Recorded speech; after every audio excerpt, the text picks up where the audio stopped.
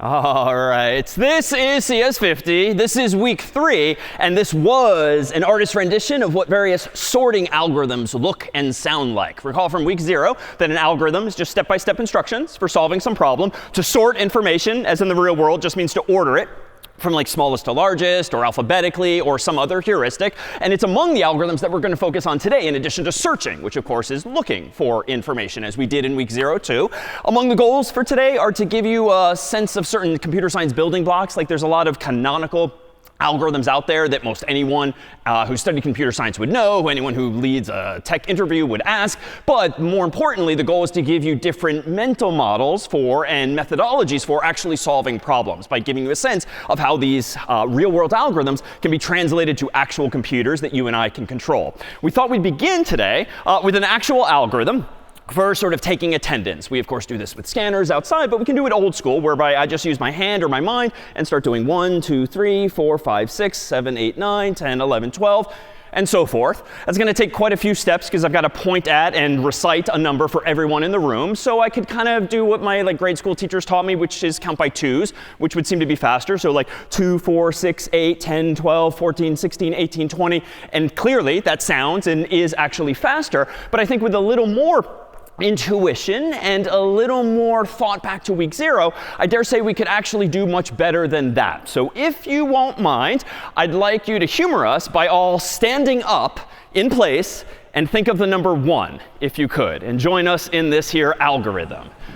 So stand up in place and think of the number 1. So at this point in the story, everyone should be thinking of the number 1.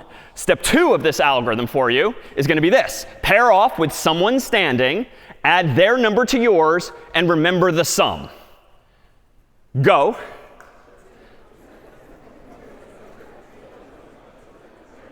OK. At this point in the story, everyone, except maybe one lone person, if we've got an odd number of people in the room, is thinking of what number? 2. OK, so next step, one of you in each pair should sit down.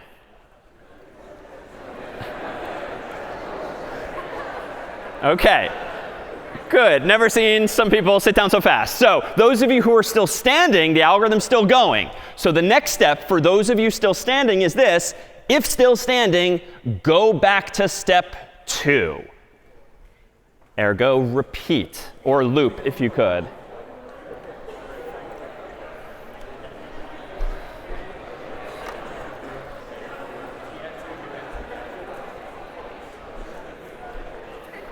And notice if you've gone back to step 2, that leads you to step 3. That leads some of you to step 4, which leads you back to step 2. So this is a loop.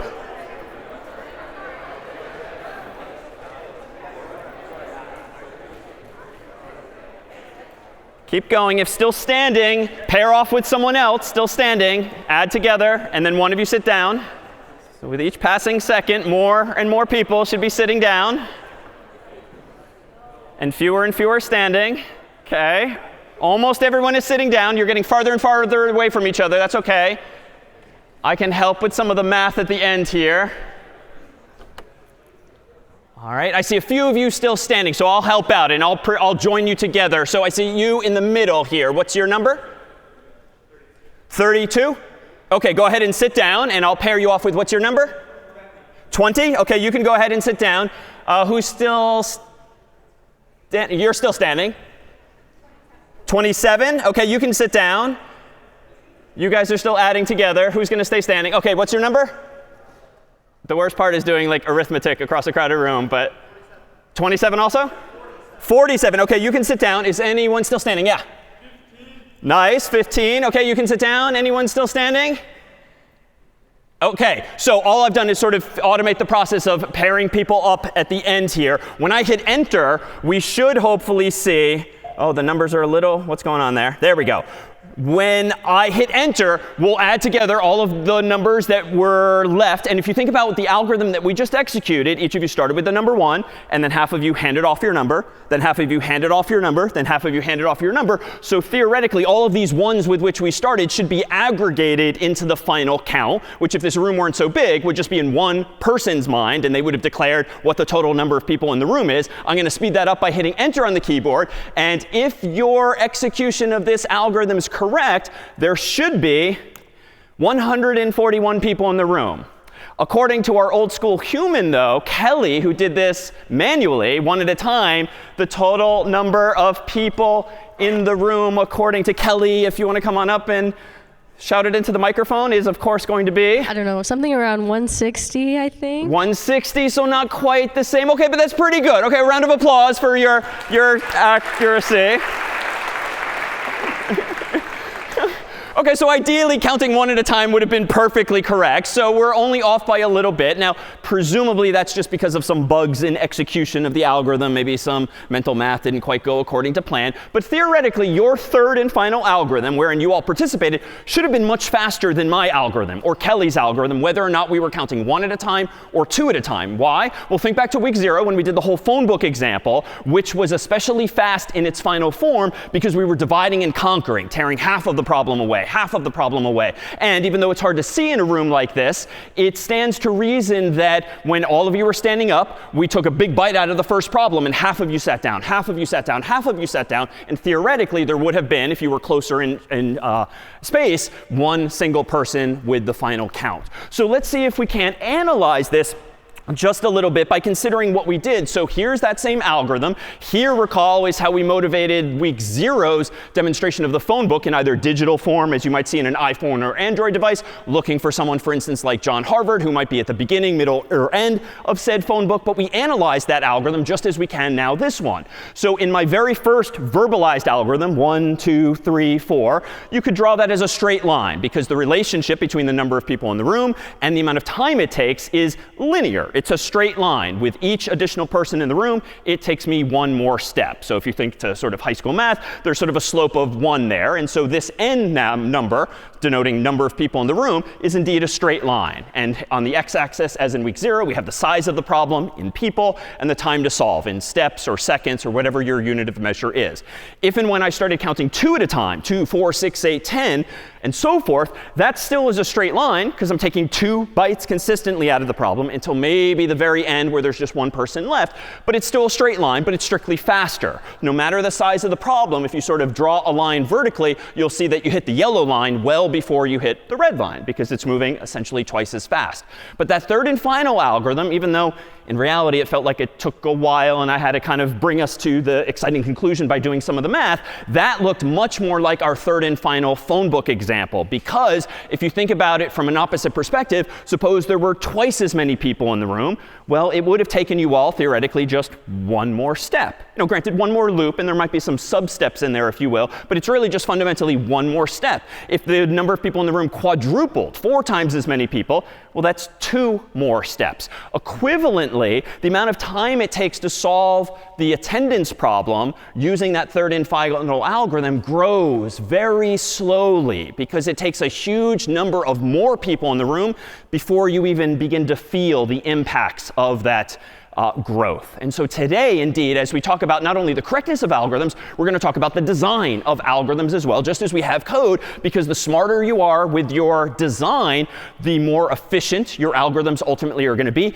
and the slower their cost is going to grow. And by cost, I mean time, like here. Maybe it's money. Maybe it's the amount of storage space that you need. Any limited resource is something that we can ultimately measure. And we're not going to do it very precisely. Indeed, we're going to use some broad strokes and some standard mechanisms for describing ultimately the running time, the amount of time it takes for an algorithm or in turn code to actually run. So how can we do this? Well, last week, recall, we set the stage for talking about something called arrays, which were the simplest of data structures inside of a computer, where you just take the memory in your computer and you break it up into chunks, and you can store a bunch of integers, a bunch of strings, whatever, back to back to back to back. And that's the key characteristic for an array. It is a chunk of memory wherein all of the values therein are back to back to back, so right next to each other in memory. So we drew this fairly abstractly by drawing a grid like this, and I said, well, maybe this is byte 0 and this is byte 1 billion, whatever the total amount of memory is that you have. We zoomed in and looked at a little something like this, a canvas of memory.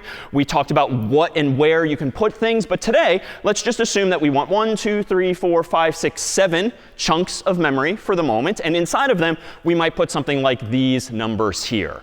Well, the interesting thing about computers is that even though if I were to ask you all, find the number 50 in this array, I mean, our eyes quickly see where it is, because we sort of have this bird's eye view of the whole screen, and it's obvious where 50 is. But the catch with computers and with code that we write is that really these arrays, these chunks of memory, are equivalent to a whole bunch of closed doors. And the computer can't just have this bird's eye view of everything. If the computer wants to see what value is at a certain location, it has to do the metaphorical equivalent of going to that location, opening the door and looking, then closing it and moving on to the next. That is to say, a computer can only look at or access one value at a time. Now, that's in the simplest form. You can build fancier computers that theoretically can do more than that. But all of the code we write generally is going to assume that model. You can't just see everything at once. You have to go to each location in these here lockers, if you will. Starting today, too, when we talk about the locations in memory, we're going to use our old zero indexing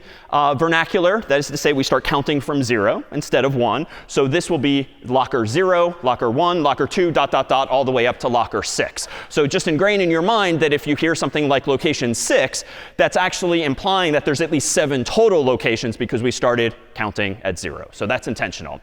We don't have, in the real world, yellow lockers, so we're going to make this metaphor red instead. We do have these lockers here. And suppose that within these 7 lockers physically on stage, we've put a whole bunch of money, monopoly money, if you will. But the goal initially here is going to be to search for some specific denomination of interest and use these physical lockers as a metaphor for what your computer is going to do and what your code ultimately is going to do if we're searching for the solution to a problem like this. The input to the problem at hand is 7 lockers, all of whose doors are metaphorically closed, the output of which we want to be a bool, true or false answer, yes or no. That number is there, or no, it is not. So inside of this black box today is going to be the first of our algorithms, step-by-step instructions for solving some problem, where the problem here is to find among all of these dollar bills, specifically the $50 bill. If we could get 2 volunteers to come on up who are ideally really good at Monopoly. OK, how about over here in front? And how about, let me look a little farther in back. OK, over here, there, and back. Come on down. All right, as these volunteers kindly come down to the stage, we're going to ask them in turn to search for specifically the $50 bill that we've hidden in advance. And if my colleague Kelly could come on up too, because we're going to do this twice, once searching with one algorithm and a second time with another. Let me go ahead and say hello. If you'd like to introduce yourselves to the group. Hey, I'm Jose Garcia. Hi, I'm Caitlin Cow. All right, Jose and Caitlin, nice to meet you both. Come on over. And let me go ahead and propose that, Jose, the first algorithm that I'd like you to do is to find the number 50. And let's keep it simple. Just start from the left and work your way to the right. And with each time you open the door, stand over to the side so people can see what's inside, and just hold the dollar amount up for the world to see. All right? The floor is yours. Find us the $50 bill. 20. Shut it? No, that's good. That's good acting, too. Thank you. No, you can shut it. Just like the computer. All right? No. Very clear. Thank you. Still no. $10 bill.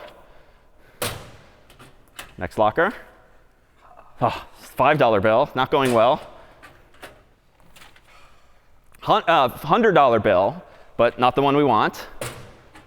This one, $1 bill, still no 50. Of course, you've been sort of set up to fail, but here, amazing, a round of applause. Jose found the $50 bill. All right. So let me ask you, Jose, you found the $50 bill. It clearly took you a long time. Just describe in your own words, what was your algorithm, even though I nudged you along? Yeah, so my algorithm was basically walk up to the first door available, open it, check if the dollar bill was the dollar bill that I was looking for, and then put it back, and then go to the next one. OK, so it's very reasonable, because if the $50 bill were there, Jose was absolutely going to find it eventually, if slowly. In the meantime, Kelly's going to kindly reshuffle the numbers behind these doors here. And even though Jose took a long time here, I mean, what if Jose, wouldn't it have been smart to start from the other end instead, do you think? Not necessarily, because we don't know if the 50 is going to be at that end. Exactly. So he could have gotten lucky if he sort of flaunted my advice and didn't start on the left, but instead started on the right. Boom, he would have solved this in one step. But in general, that's not really going to work out. Maybe half the time it will. You'll get lucky. Half the time it won't. But that's not really a fundamental change in the algorithm, whether you go left to right to left. To Jose's point, if you don't know anything a priori about the numbers, the best you can probably do is just go through linearly, left to right, or right to left, so long as you're consistent. Now, could you have jumped around randomly? I guess I could have, but if they weren't in any specified order, I don't think it would have helped either. Yeah. So, and additionally, if he just jumped around to random order, they might get lucky, and it might be in the very first one. Might have taken fewer steps ultimately, but presumably you're going to have to then keep track of which locker doors have you opened. So that's going to take some memory or space. Not a big deal with 7 lockers, but if it's 70 lockers, 700 lockers, even random probably isn't going to be the best job. So let me go ahead and take the mic away and hand it over to Caitlin. You can stay on the stage with us. Caitlin, what I'd like you to do is approach this a little more intelligently by dividing and conquering the problem. But we're going to give you an advantage over Jose. Kelly has kindly sorted the numbers from smallest to largest from left to right. So accordingly, what's your strategy going to be? Start in the middle. OK, please. And go ahead as before and reveal to the audience what you found. 20. Not the 50, the 20. But what do you know, Caitlin, at this point? It'll be on the left. Left. Correct. So the 20 is going to be to the left. So where might you go next with this 3 locker problem? Let me propose that you maybe go to the middle of the 3. There we go. The middle of the middle. That would have been good, but let's. Oh no. Oh no, it's 100 instead. You failed. But what do you now know? It's in the middle. That I should have just let you, but now we have a big round of applause for Caitlin for having found the 50 as well. OK. So the one catch with this particular demo is that because they know presumably what Monopoly money denominations are, because we just did this exercise and we had the whole cheat sheet on the board, you probably had some intuition as to where the 50 was going to be, even though I was trying to get you to play along. But in the general case, if you don't know what the numbers are and that they're the specific denominations, but you do know that they're going from smallest to largest, going to the middle, then the middle of the middle, then the middle of the middle, again and again, would have the effect of starting with a big problem and having it, just like the phone book as well. So thanks to you both, we have these wonderful parting gifts that we found in Harvard Square. If you like Monopoly, you'll love the Cambridge edition filled with Harvard Square name spots. So thank you to you both. And a round of applause for our volunteers here.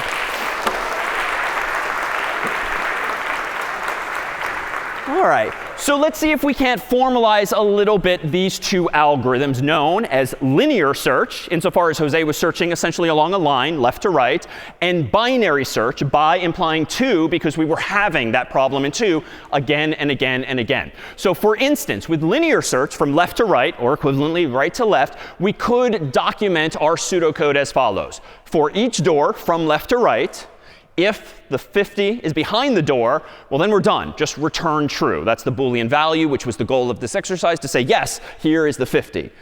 Otherwise, at the very bottom of this pseudocode, we could just say return false. Because if you get all the way through the lockers and you have never once declared true by finding the 50, you might as well default at the very end to saying false, I did not find it. But notice here, just like in week 0 when we talked about pseudocode for searching the phone book, my indentation of all things is actually very intentional. This version of this code would be wrong if I instead used our old friend if else and made this conditional decision. Why is this code now in red wrong? in terms of correctness. Yeah?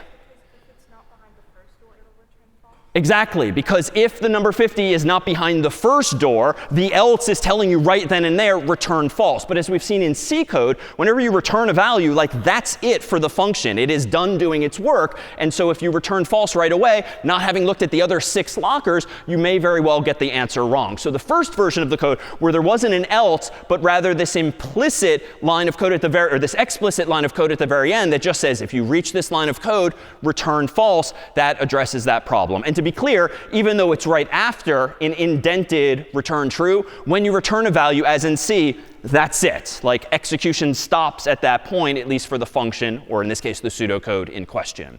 All right, so here's a more computer science-y way of describing the same algorithm. And even though it starts to look a little more arcane, the reality is when you start using variables and sort of standard notation, you can actually express yourself much more clearly and precisely, even though it might take a little bit of practice to get used to. Here is how a computer scientist would express that exact same idea. Instead of saying for each door from left to right, we might throw some numbers on the table. So for I, a variable apparently, from the value 0 on up through the value n-1 is what this shorthand notation means. If 50 is behind doors bracket I, so to speak, so now I'm sort of treating the notion of doors as an array using our notation from last week. If 50 is behind doors bracket I, return true. Otherwise, if you get through the entirety of that array of doors, you can still return false. Now notice here, n-1 seems a little weird because aren't there n doors?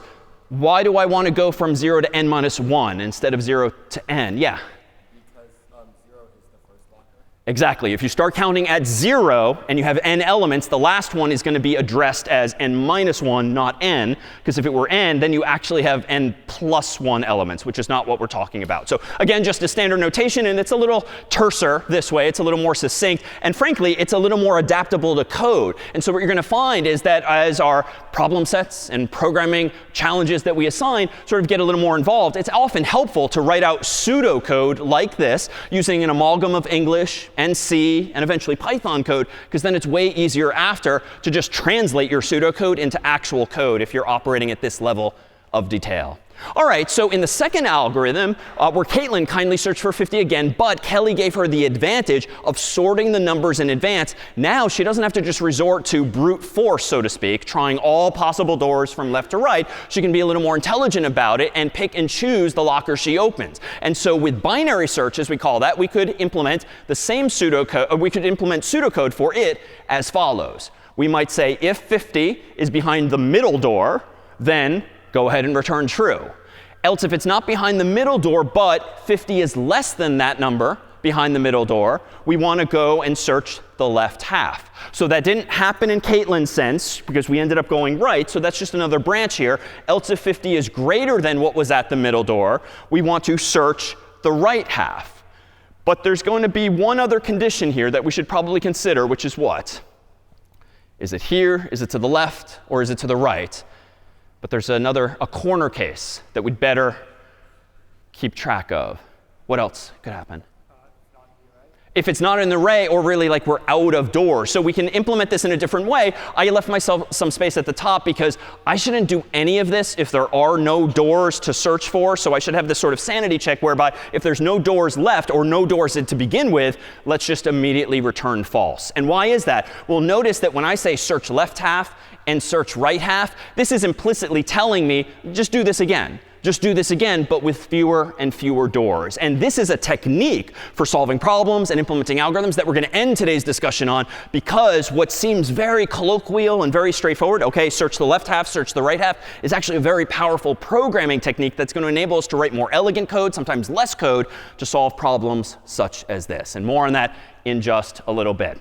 But how can we now formalize this using some of our array notation? Well, it looks a little more complicated, but it isn't really. Instead of asking questions in English alone, I might say if 50 is behind doors bracket middle, this pseudocode presupposes that I did some math and figured out what the numeric address, the numeric index is of the middle element. And how can I do that? Well, if I've got 7 doors and I divide by 2, what's that? 7 divided by 2? 3.5. 3.5 makes no sense if I'm using integers to address this. So maybe we just round down. So 3. So that would be locker number 0, 1, 2, 3. 3, which indeed, if you look at the 7 lockers, is in fact the middle. So this is to say, using some relatively simple arithmetic, I can figure out what the address is, the index is of the middle door. If I know how many there are, and I divide by 2 and round down. Meanwhile, if I don't find 50 behind the middle door, let's ask the question. If 50 is less than the value at the middle door, then let's search, not the left half per se in the general sense, more specifically, search doors bracket 0 through doors bracket middle minus 1. Otherwise, if 50 is greater than the value at the middle door, go ahead and search doors bracket middle plus 1 through doors bracket n minus 1. Now let's consider these in turn. So searching the left half, as we described this earlier, seems to line up with this idea, like start searching from doors bracket 0, the very first one. But why are we searching doors bracket middle minus 1 instead of doors bracket middle? Yeah. Yeah, exactly. We already checked the middle door by asking this previous question. So you're just wasting everyone's time if you divide the half and still consider that door as checkable again. And same thing here. We check middle plus 1 through the end of the lockers array because we already checked the middle one. So same reason, even though it just kind of complicates the look of the math. But it's really just using variables and arithmetic to describe the locations of these same lockers. But let's consider now what we mean by running time, the amount of time it takes for an algorithm to run, and consider which and why one of these algorithms is better than the other. So in general, when talking about running time, we can actually use pictures like this. This is not going to be some like very low-level mathematical analysis where we count up lots of values. It's going to be broad strokes so that we can communicate to colleagues, to other humans, generally whether an algorithm is better than another and how you might compare the two. So here, for instance, is a pictorial analysis of 2 different algorithms, the phone book from week 0 and then the attendance taking from today itself. And let's generally, as we've done before, sort of label these things. So the very first algorithm took n steps in the very worst case if I had to search the whole phone book or if I had to count everyone in the room. So the first algorithm took indeed n steps. The second algorithm took half as many, plus 1 maybe, but we'll keep it simple. So we'll call that n over 2. And the third and final algorithm, both in week 0 with the phone book and today with attendance, is technically log base 2 of n. And if you're a little rusty in your logarithms, that's fine. Just take on faith that log base 2 alludes to taking a problem of size n and dividing it in half and half and half as many times as you can until you're left with 1 person standing or 1 page in the phone book. That's how many times you can divide in half a problem of size n. Well, it turns out that we're getting a little more detailed than most computer scientists care to get when describing the efficiency of algorithms. So in fact, we're going to start to use some common notation. Instead of worrying precisely mathematically about how many steps today's and the future's algorithms take, we're going to talk in broader strokes about how many steps they are on the order of. And we're going to use what's called big O notation, which literally is like a big O and then some parentheses, and you pronounce it big O of such and such. So the first algorithm seems to be in big O of n, which means it's on the order of n steps, give or take some. This algorithm here, you might be inclined to do something similar. It's on the order of n divided by 2 steps. And this one's on the order of log base 2 of n steps.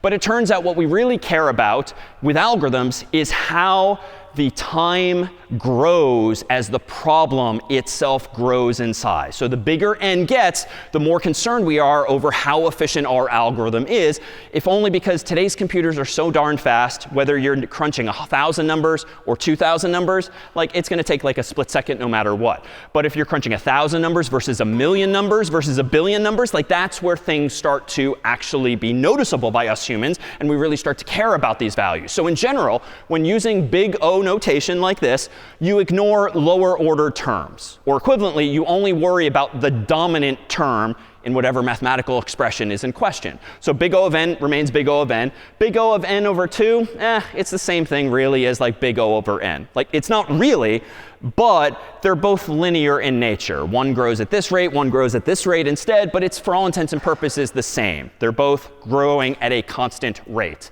This one too, it's on the order of log of n, where the base is who cares in short.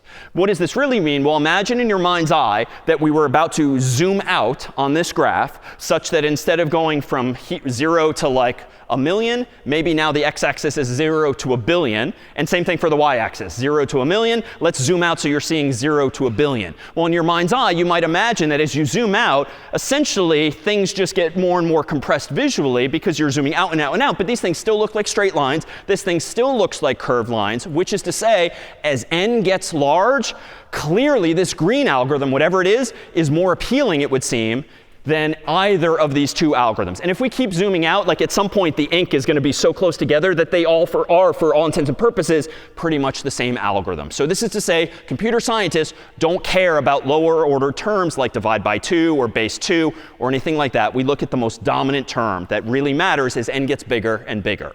So that then is big O notation. And it's something we'll start to use pretty much recurringly anytime we analyze or speak to how good or how bad some algorithm is. So here's a little cheat sheet of common running times. So for instance, here's our friend big O of n, which means the algorithm takes on the order of n steps. Here is one that takes on the order of log n steps. Here's some others we haven't seen yet. Some algorithms take n times log n steps. Some algorithms take n squared steps. And some algorithms just take 1 step. Maybe, or maybe 2 steps or 4 steps or 10, but a constant number of steps. So let me ask, of the algorithms we've looked at thus far, for instance, linear search being the very first today, what is the running time of linear search in big O notation? That is to say, if there's n people, if there's n lockers on the stage, how many steps might it take us to find a number among those n lockers? Big O of, yeah. Big O of n, in fact, is exactly where I would put linear search. Why? Well, if you're using linear search, in the very worst case, for instance, the number you're looking for, as with Jose, might be all the way at the end. So you might get lucky. It might not be at the very end. But generally, it's useful to use this big O notation in the context of worst case scenarios, because that really gives you a sense of how badly this algorithm could perform if you just get really unlucky with your data set. So even though big O really just refers to an upper bound, like how many steps might it take, it's generally useful to think about it in the context of like the worst case scenario. Like, the number I care about is actually way over here. But what about binary search? Even in the worst case, so long as the data is sorted, how many steps might binary search take by contrast?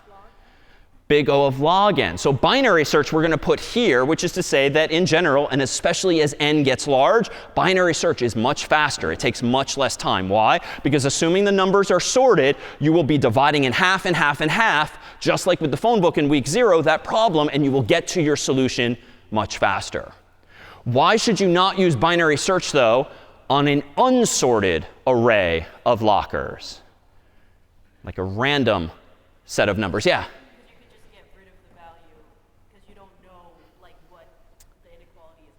Exactly. You're making these decisions based on inequalities, less than or greater than, but based on like no rhyme or reason. You're going left, going right, but there's no reason to believe that smaller numbers are this way and bigger numbers are that way. So you're just making incorrect decision after incorrect decision. So you're probably going to miss the number altogether. So binary search on an unsorted array is just incorrect usage of the algorithm. But like Kelly did, if you sort the data in advance or you're handed sorted data, well, then you can in fact apply binary search perfectly and much more efficiently. I have a question. Sure.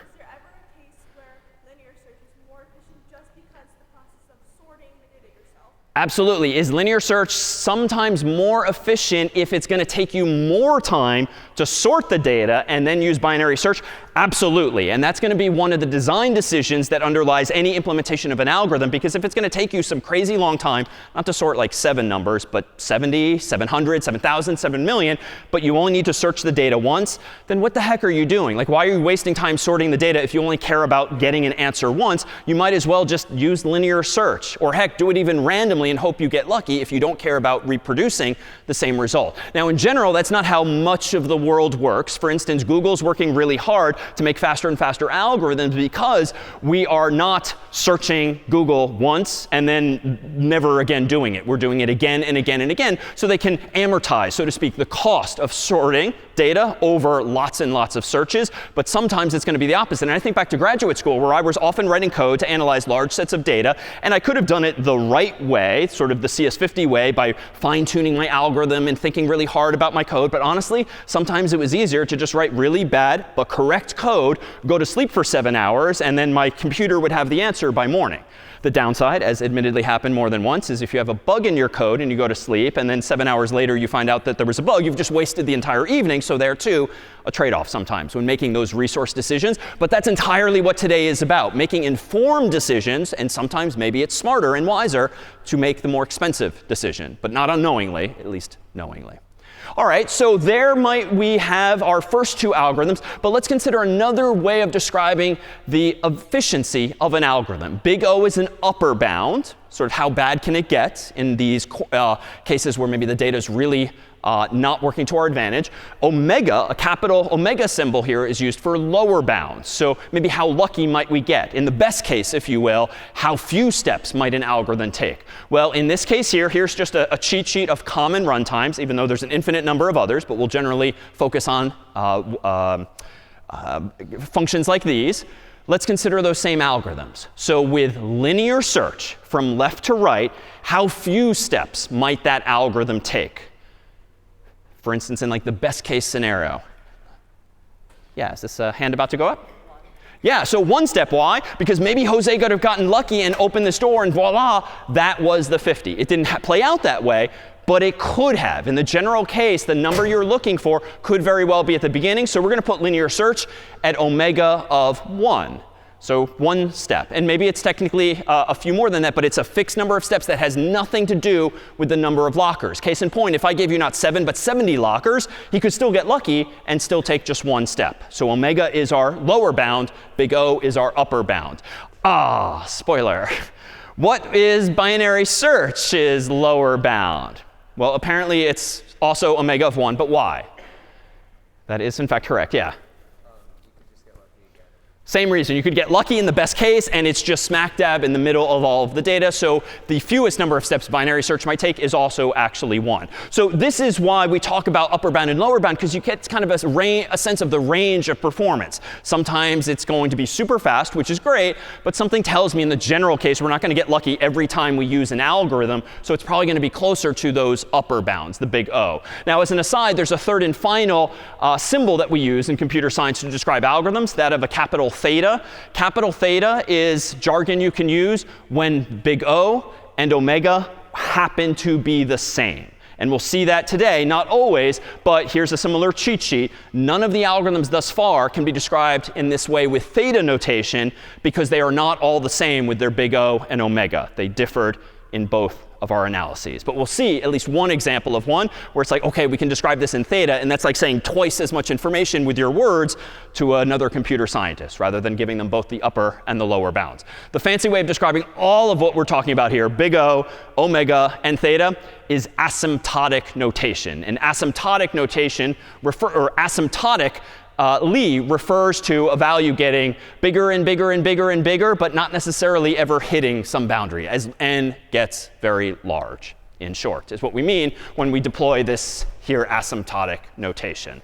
All right, so with the first of these things, like linear search, let's actually kind of make this a bit more real. Let me actually go over to, in just a moment, my other screen here. OK, in VS Code, let me go ahead and create a program called search.c. And in search.c, let's go ahead and implement a fairly simple version of linear search initially. So let me go ahead and include, for instance, CS50x. Let me go ahead and include standardio.h. Then let me go ahead and do int main void. So we're not going to bother with any command line arguments for now.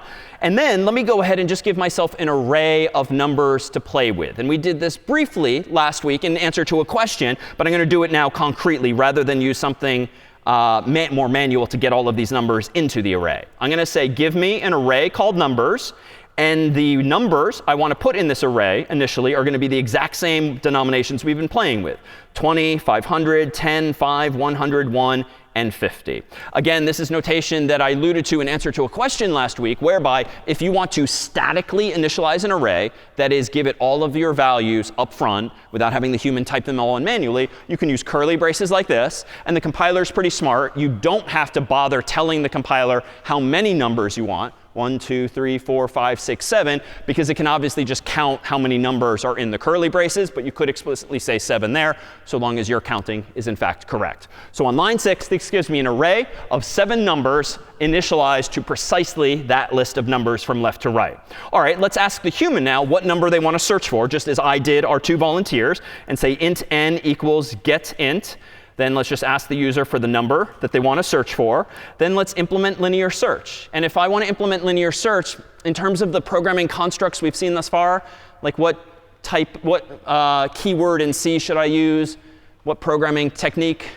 Yeah, so maybe a for loop or a while loop, but for loop is kind of my go-to lately. So let's do for int I equals 0, because we'll start counting from the left. I is less than 7, which isn't great to hard code, but I'm not going to use the 7 again, so I think it's OK in one place for this demo.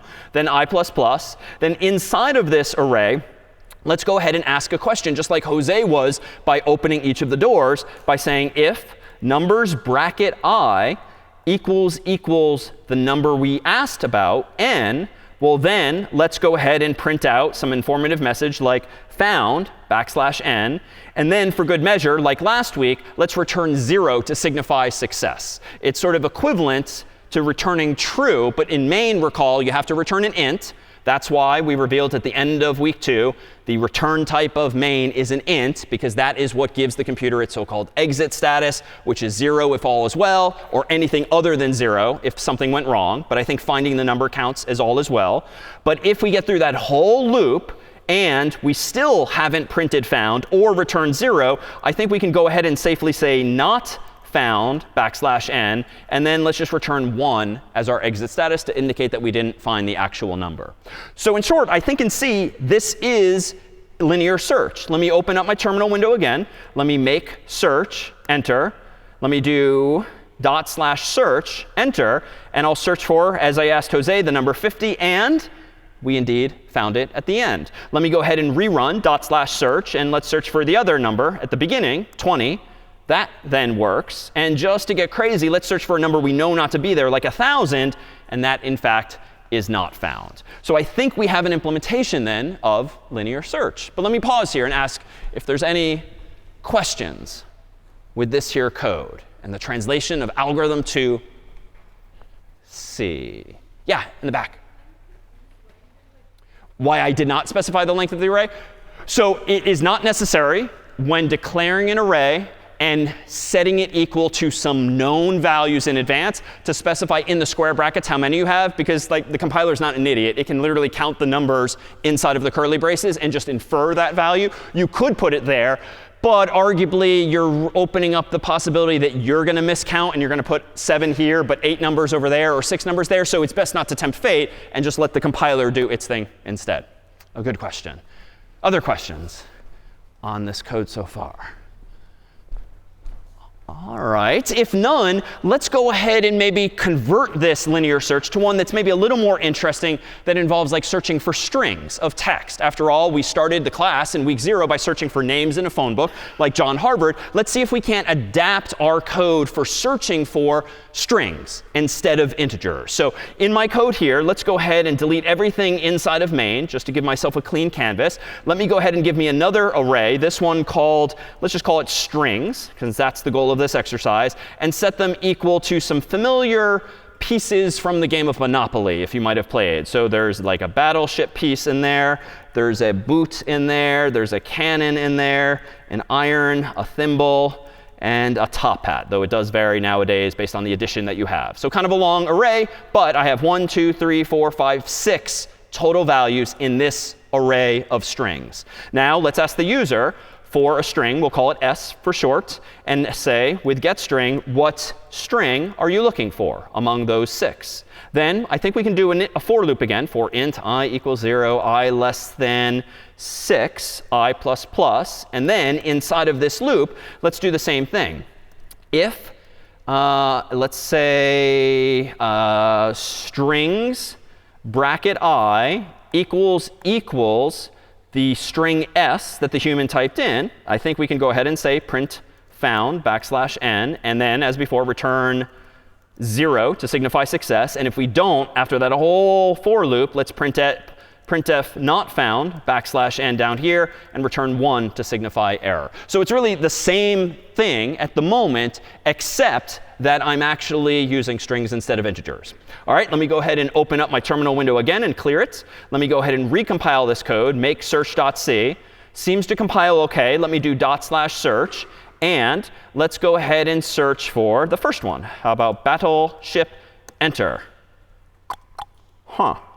Not found. All right, well, let's maybe a typo, maybe. Let me search for something easier to spell. Boot.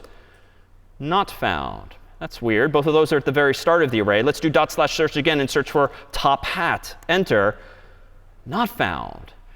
What is going on? Well, this isn't actually that obvious as to what I'm doing wrong, but it turns out that when we actually compare strings instead of integers in C, we're actually going to have to use this other library, at least today, that we saw briefly last week. Last week we introduced it because of a function called strlen, which gives us the length of a string. Turns out that string.h also comes, per its documentation, with another useful function called strcomp, for string compare. And its purpose in life is to actually compare two strings left and right to make sure they are in fact the same. So for today's purposes, suffice it to say, you cannot use equals apparently to compare two strings. Intuitively, why is that? Well, for a computer, it's super easy to compare two integers because they're either there or they're not in memory.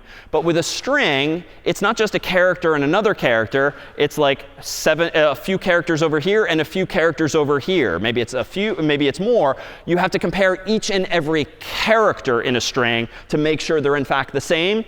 So strcompare does exactly that. Probably in the implementation of strcomp from like years ago, someone wrote a while loop or a for loop that looks at each string left to right and compares each and every one of the characters they're in and then gives us back an answer. So how do we go about using this? Well, to use strcompare, what I can actually do in VS Code here is go and change my code as follows. Instead of using equals, I'm going to actually use this function per its documentation. I'm going to call strcompare.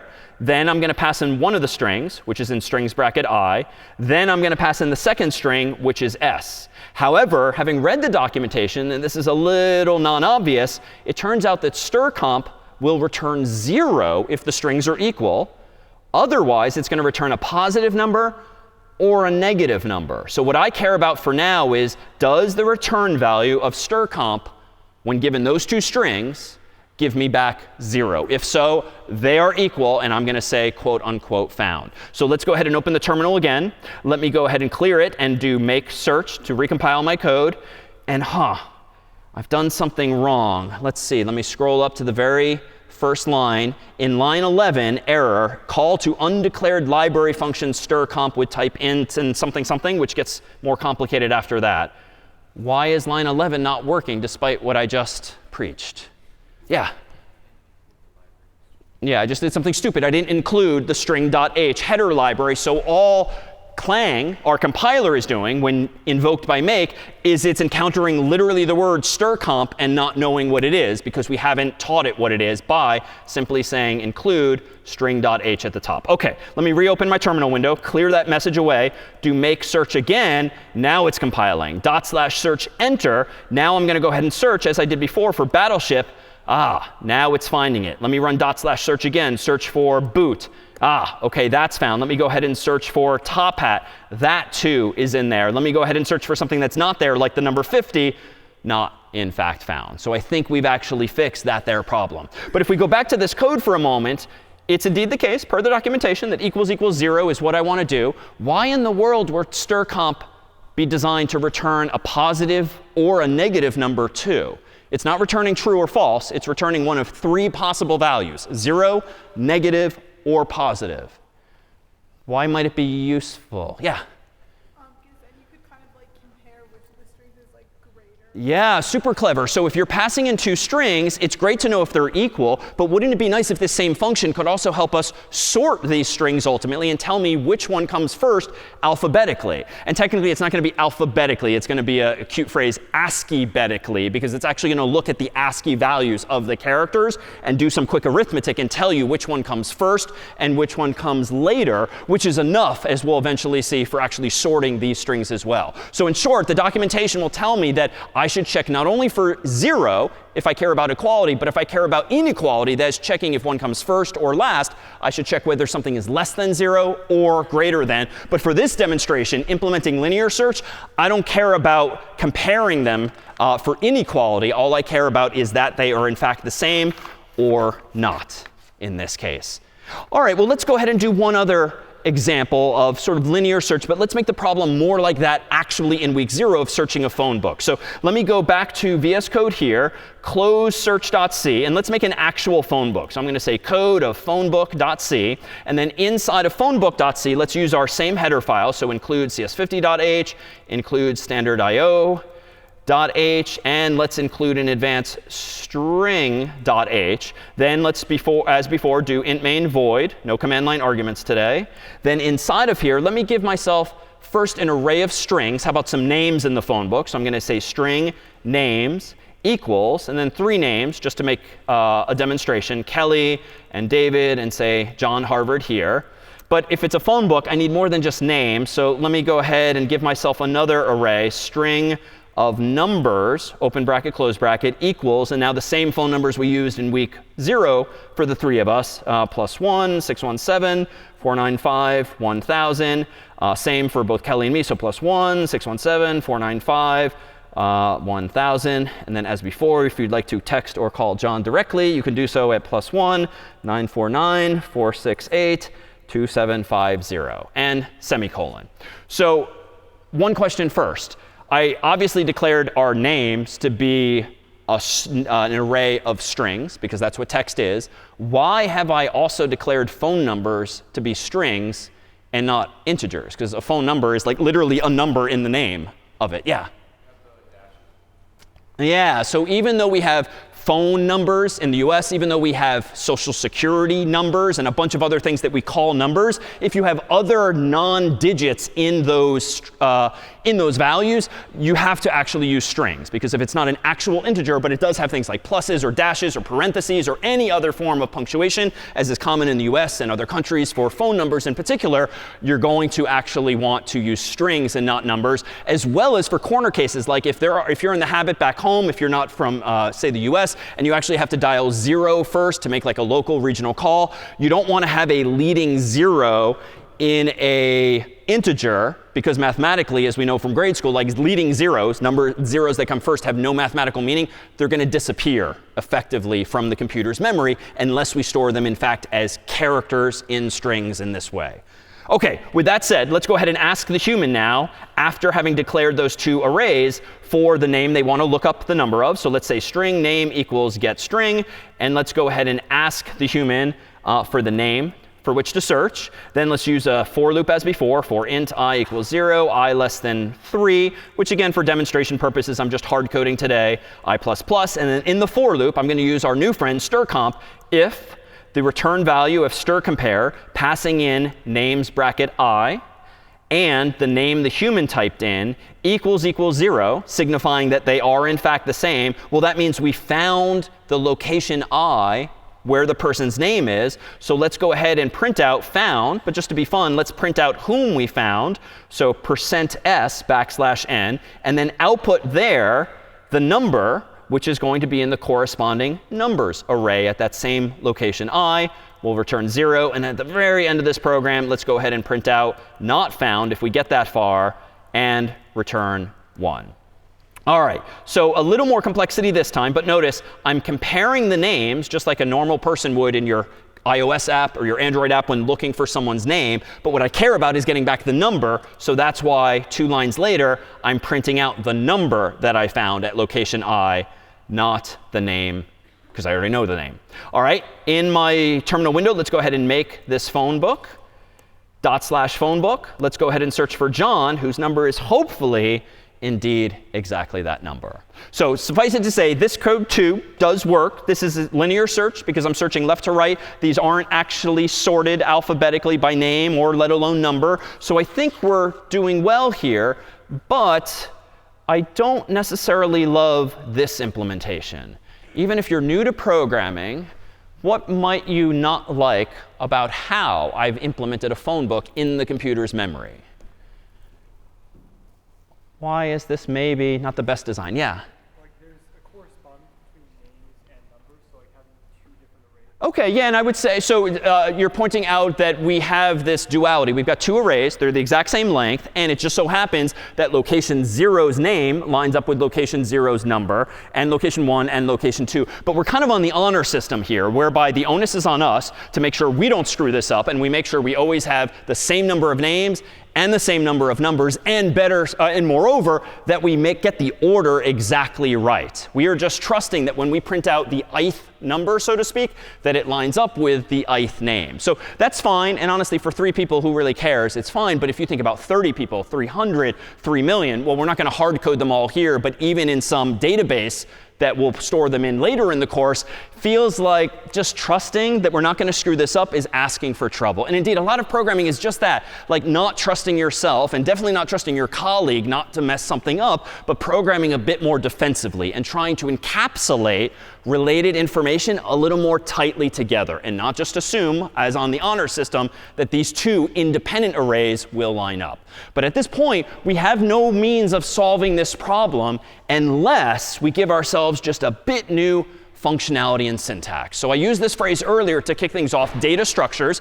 It's like how you structure your data in the computer's memory. Arrays are the simplest of data structures. They just store data back to back to back, from left to right, contiguously in memory. But they all have to be, as we've seen, the same kinds of values. Int, int, int, or string, string, string. There's no mechanism yet for storing an int and a string together, and then another int and another string together, or let alone two strings, two strings, two strings, that are somehow a little bit different. But it would be nice if C gave us an actual data type to store people in a phone book, such that we could create an array called people, inside of which is going to be a whole bunch of persons, if you will, back to back to back, and I want 2 of them. So wouldn't it be nice if I could literally use this code in C? Well, decades ago when C was invented, they didn't give us a person data type. All we have is int and float and char and bool and string and so forth. Person was not among the available data types. But we can invent our own data types, it turns out. So in C, what we can do if we want persons to exist, and every person in the world shall have a name and a phone number for now, we can do this. String name, string number. Now, that's a decent start, but it's going to be kind of a stupid implementation if I then just do name, string name 1, string name 2, string name 3, string name 4. We've already started down that road last week and decided arrays were a better solution. But here's an alternative when you want to just store related data together. I can use these 2 keywords in C. Typedef struct, which, albeit terse, just means define a new type that is a data structure. So multiple things together. Inside the curly braces, you literally put the 2 things you want to relate together, string name, string number. And then outside the curly braces, you specify the name you want to give to this brand new custom type that you have invented. Technically, stylistically, you'll see that style 50 prefers that the name actually be on the same line as the last curly brace, which looks a little weird to me, but that's what industry tends to do, so be it. But these several lines together tell C, invent for me a new data type called person, and assume that every person in the world has a string called name and a string called number. And now I can use this new data type in my own code to solve this problem a little bit better. So in fact, let me go ahead and do this as follows. I'm going to go back to VS Code here. And at the very top of my code, above main, just to make this available to not only main, but maybe any future functions I write, I'm going to say typedef struct, as we saw on the screen. Inside of my curly braces, I'm going to say string name and string number. And then I'm going to name this thing person. Now I'm going to go about using this. And I'm going to go ahead and delete my previous honor system approach of having names and numbers in separate arrays. And I'm instead going to give myself an array of people. We could call it persons, but I'm trying to be somewhat grammatically correct. So I'm going to say people bracket 3 to give myself an array called people, inside of which is room for 3 persons, inside of which is room for a name and number each. So how do I now initialize these values? Well, I'm going to hard code them, that is, type them manually. But you could imagine using getString or some other function to get this data from the human themselves. I'm going to say, go to the people array at location 0 and access the name field. And this is syntax we haven't seen yet, but it's not that hard. You literally use a dot, a single period, to say go inside of that structure and access the name field, the name attribute, so to speak. And let's set that equal to Kelly. Then let's go into that same array location, people bracket 0, and set the number for the 0th person to be +1 617 495 1000. Then let's go ahead and do the same thing for people bracket 1. Set that person's name to, for instance, mine, David. Then let's do people bracket 1 dot number equals, quote unquote, same as Kelly, because we're both in the directory. So +1 617 495 1000. And then lastly, people bracket 2 dot name equals, quote unquote, John for John Harvard. People bracket 2 dot number equals +1 949 468 2750 in this case. And now the rest of the code is almost the same. I'm going to now, on the new line 24, still ask the user what name they want. I'm going to still iterate from 0 to 3, because there's still 3 elements in this array, even though each has 2 values within. And I'm going to compare now, not names, but people bracket I dot name to go access the name of that ith person and compare it to the name that the human has typed in. And when I find that person, I'm going to go into the people array at location I, but print out the number instead. So all we've done here is add this dot notation, which allows you to access the inside of a data structure. And all we've done is introduce up here some new C keywords that let you invent your own data types, inside of which you can put most anything you want. I have chosen a string name and a string number. All right, let me go ahead and open my terminal window and clear it from before. Let me do make phonebook to make this version. So far, so good. Make phonebook, enter. I'm going to go ahead now and search for, say, John. And I have again found his number. So this is still correct. But even though this took more minutes in terms of the voiceover and it took more lines of code, it's arguably better designed now, because at people bracket 0 is an actual person in everything about them. At people bracket 1 is another person in everything about them, and so forth. This is what we mean by encapsulate. You can think of these curly braces as sort of hugging these data types inside of the data structure together, so as to keep them together in the computer's memory as well. All right, well, just to set the stage, literally, as we'll strike the lockers and put something else up, the efficiency of binary search, as implemented by Caitlin, was predicated on Kelly having, in advance, sorted the values up front. But of course, we've only considered now the running time of searching for information using 2 algorithms. And there can be many others in the real world, but those are 2 of the most canonical. We found that binary search was faster than linear search, but it required that we sort the data. So to your question earlier, maybe we should consider just how expensive it is in terms of time, money, space, humans, to sort data, especially a lot of data, and then decide whether or not it's worth using something like binary search, or perhaps even something else. So the next problem we'll solve today ultimately is given generic input and output. The input to our next problem is going to be unsorted data, so like numbers out of order, the output of which should be sorted data. So for instance, if we pass in 7 2 5 4 1 6 0 3, I want whatever black box is implementing my sorting algorithm to spit out 0 1 2 3 4 5 6 7. So that's going to be the question we answer. But first, I think it's time for some delightful Hello Pandas chocolate biscuits. Let's take a 10-minute break, and snacks are now served. All right, we are back. And recall that the cliffhanger on which we left was that how do we go about sorting numbers? Well, here are some numbers, 8 of them, in fact, from 0 to 7, but currently unsorted. We don't quite have enough Monopoly boards for everyone, but we do have some delightful Super Mario Brothers Pez dispensers. If I could get 8 volunteers for this final demo up here. Oh, and not a lot of hands. OK. All right. 1, 2, 3, 4, 5, 6. And let's go farther back. 7 and 8. How about? All right. Come on up. Hopefully I counted properly. Come on over. Upon arrival at the stage, go ahead and grab your favorite illuminated number and stand in that same order at the front of the stage, if you all could. Welcome to the stage. All right, grab your favorite number, stand in that same order. All right. Good. And 1, 2, 3, 4, 5, 6. I definitely said 1 through 8. Who is the number 8 then? OK, we need an 8. Come on down. All right. Well, technically, we need a 4, but come on down. Yeah. All right. Grab the 4. And let me start from this end first, if you want to give a quick hello and a little something about you. Hi, my name is Cameron. I'm a first year, and I want to study mechanical engineering. Welcome. Hi, I'm Charlotte. I'm also first year, and I'm in Canada F. Welcome. Hi, I'm Ella. I'm also a first year, and I'm in Thayer. Hi, I'm Precious. I'm also a first year. I'm in Thayer. Hi, I'm Michael. I'm just an Eventbrite guest. Yeah. Hi, I'm Marie. I'm a first year, and I'm in Canada. Welcome. Hi, I'm Rick. I'm a first year, and I'm in Holworthy. Welcome. Nice. I'm Jaden. I'm a first year in Holworthy, and I really like free stuff.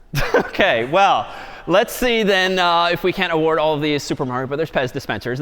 Notice, of course, that all 8 of our volunteers are completely out of order. But in an ideal world, we would have the smallest number over here. So, oh, go over there. Number 0. Wait a minute. 7. Let's go over here. 2. OK, 5. OK, make yourselves look like that.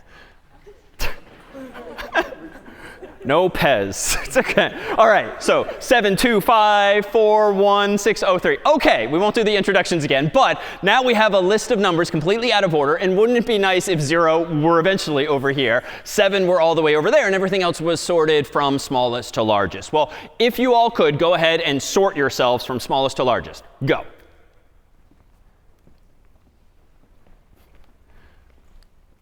All right. And Jaden, what was your algorithm for doing that? I know that I have the least number because I don't think anybody has a number less than 0. So I put myself at the last spot in line. OK, and I assume Precious, what was your algorithm? I knew I had the largest number, so I just had to be at the end of the line. OK, fair. So you guys got the easy ones. Number 4, how about? I knew 3 was before me and 5 was after me. Nice. And number 4 didn't actually have to move coincidentally. But as for 5 and 3 and 2 and 1 and 6, they probably had to take into account some additional information. Who's to their left, who's to their right. And it just kind of worked. But it didn't look very algorithmic, if you will. It looked very organic and obviously correct. But I'm not sure that same approach would work well if we had not 8, but 80 or 800 or 8,000 pieces of data. So let's see if we can't formalize this a little bit. Let me take the mic. And if you guys could reset yourselves to those same original positions from 7 on the left to 3 on the right. Let me propose a couple of algorithms, canonical ones, if you will, but see if maybe we can't formalize step by step what to do. So the first one I'm going to do, given all of these numbers, is just try to select the smallest number. Why? To Jaden's point earlier, I just want to put the smallest number over here. At least that's a problem I can solve. Very well defined. It's a nice bite out of the problem. So 7, OK, the smallest so far. 2, that's smaller. So I'm going to remember that 2 is the now smallest number I've seen. Not 5, not 4. 1 is even smaller. So I'm going to remember 1. Not 6. 0, that's pretty good. But I'm going to check the whole list. Maybe there's -1 or something like that. But no, 3. So I'm going to remember that 0 was the smallest element I found. Let's select Jaden and put Jaden over here. But before Precious or anyone else moves, we don't really have room for you. Like, Precious is in the way. Because if this is an array of 8 values for integers, well, we can't just kind of make room over here, because if you think back to last week, we might have some garbage values there or something else is going on. We don't want to change data that doesn't belong to us.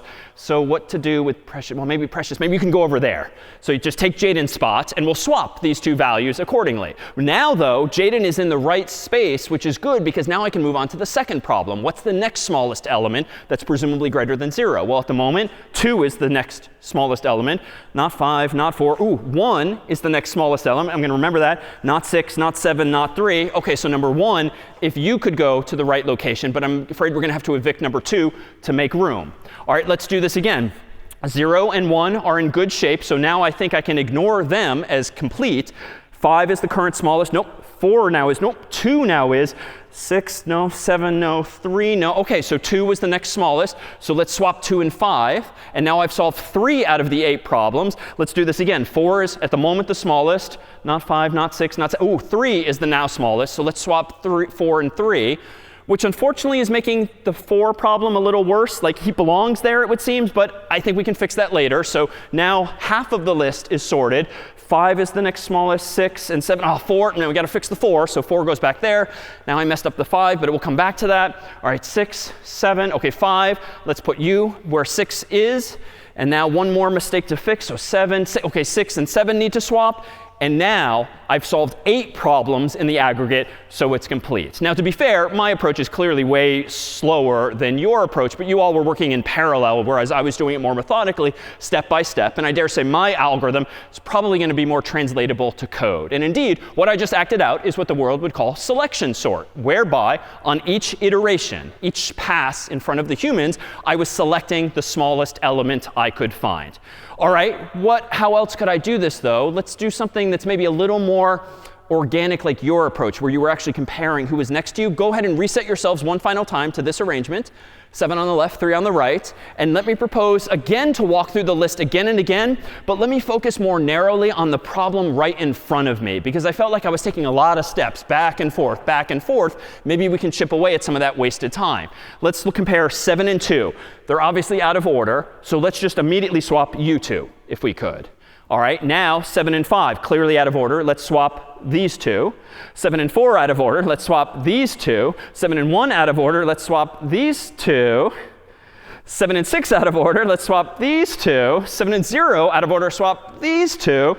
7 and 3 out of order. Swap these two. So a lot of work for Precious there, but I've now indeed solved one of the 8 problems. Moreover, I don't need to keep addressing the 7 problem, because notice that Precious has essentially bubbled her way up to the end of the list. And indeed, that's going to be the operative term here. Another algorithm that computer scientists everywhere know is called bubble sort, whereby the goal is to get the biggest elements to just bubble their way up to the top of, or the end of, the list one at a time. Now, am I done? Well, no, clearly not. There's still stuff out of order, except for Precious. Indeed, I have solved one of these 8 problems. And now, fine, I'll go back, and I'm just going to try this same logic again. 2 and 5, good. 5 and 4, nope, swap those. 5 and 1, nope, swap those. 5 and 6 are good. 6 and 0, nope, swap those. 6 and 3, nope, swap those. And I already know that Precious is where she needs to be, so I think I'm done with the second of 8 problems. And I'll do this a little faster now. 2 and 4, 4 and 1, swap. 4 and 5 are good. 5 and 0, swap. 5 and 3, swap. And now we've solved 3 problems. Let me reset. 2 and 1, swap. 2 and 4 are good. 4 and 0, swap. 4 and 3, swap. And now I've solved half of the problems. 4 out of 8, we're almost done. 1 and 2 are good. 2 and 0, swap. 2 and 3 are good. OK, and now we're done with 5 out of the 8 problems. 1 and 0, swap.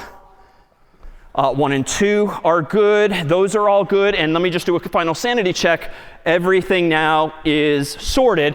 So now I'm done solving all 8 of those problems. So you all were wonderful. We need the numbers back, but Kelly has some delightful Pez dispensers for you on the way out if you want to head that way. Just leave the numbers on the shelves, and a round of applause for our 8 volunteers for helping to act this out. Thank you. So let's see if we can't formalize what these volunteers kindly just did with us, starting with the first of those algorithms, thank you, namely selection sort. Let's see if we can't slap some pseudocode on this, thinking of our humans now as more generically an array. So we had the first person at location 0, and we had the last person at location n-1. And just for clarity, so that you've kind of seen the symbology, this obviously is going to be location n-2.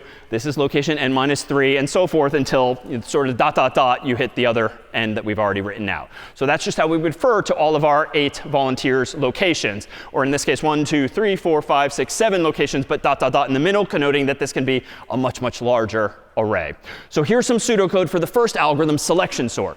For I, from 0 to n-1, so from the first element to the last element, find the smallest number between the numbers bracket I and numbers bracket n-1. In other words, if you're starting I at 0, look at specifically every lighted number between location 0 and location n-1.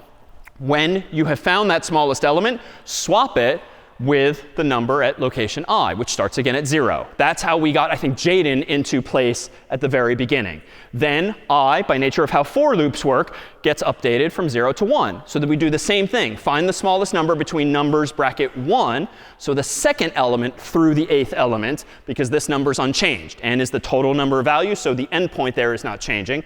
Once we found the second smallest person, we swap them with location I, aka 1, and that's how we got the number 1 into position, and then the number 2, and then the number 3, and number 4. So this then was selection sort in pseudocode form, and that allowed us to actually go through this list again and again and again in order to find the next smallest element. So what was happening a little more methodically, if it helps just to map that symbology of the bracket notation and the i's, if this is where we started with location I, and we did everything between location n-1, essentially, I traversed this whole list from left to right, literally walking in front of our volunteers, looking at each element. And the first element I saw was 7.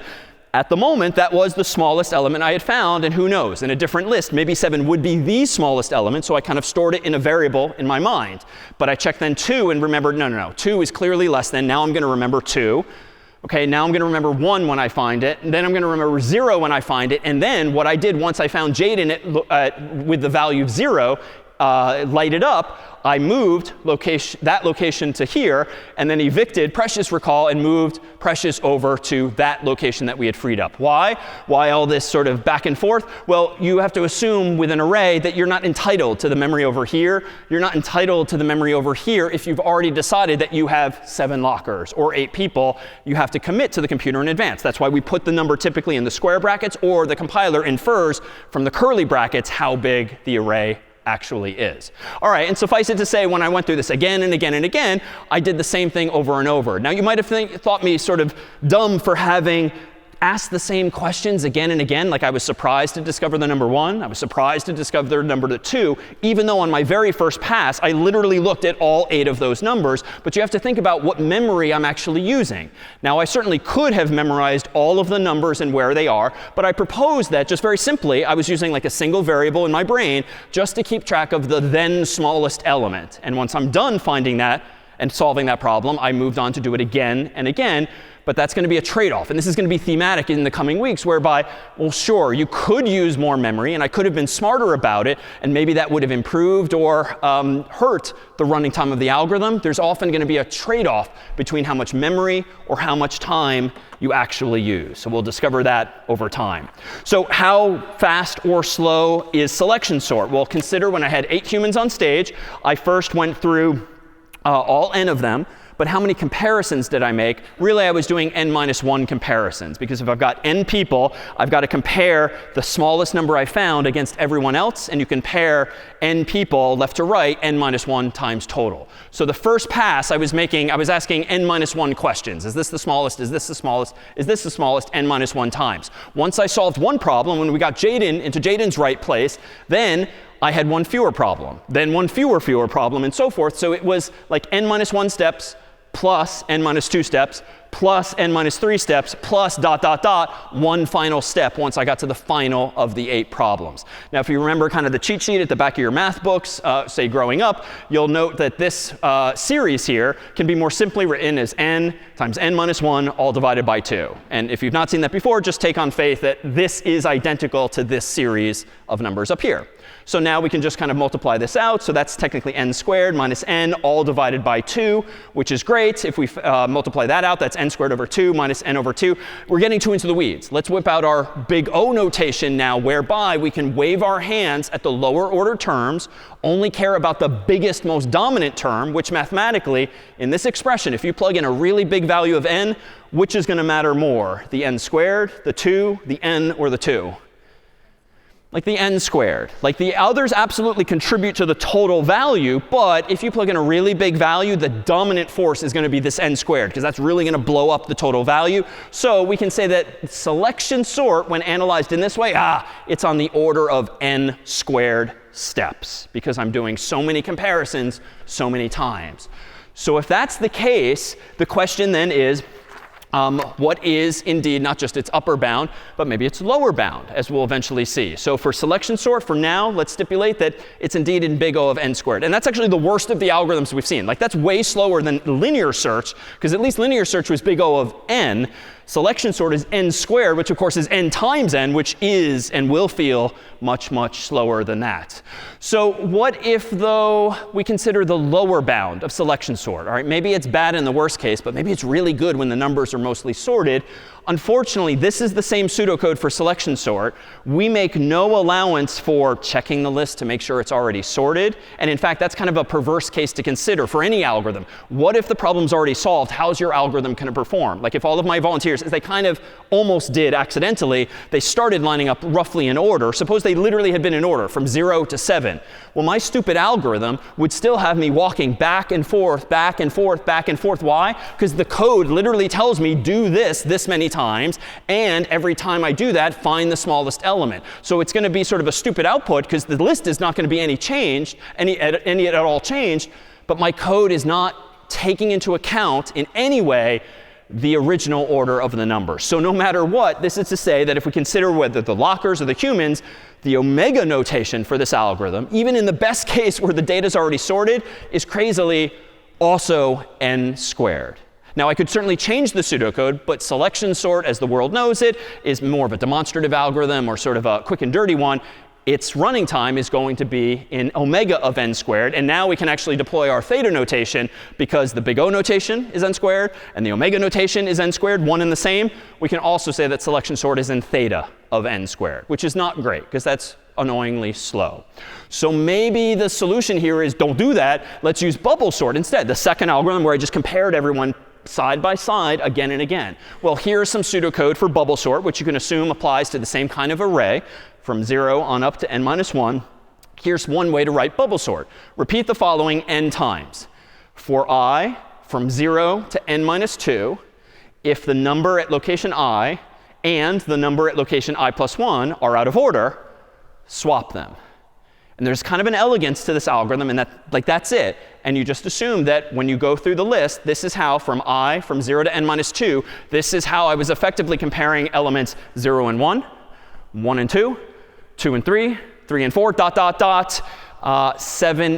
6 and 7.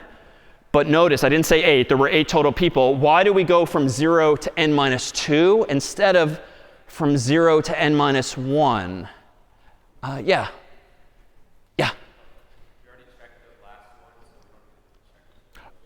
Not quite. So it's not that we've already checked the last one. I'm saying with this line of code here, we never even go to n minus 1 technically.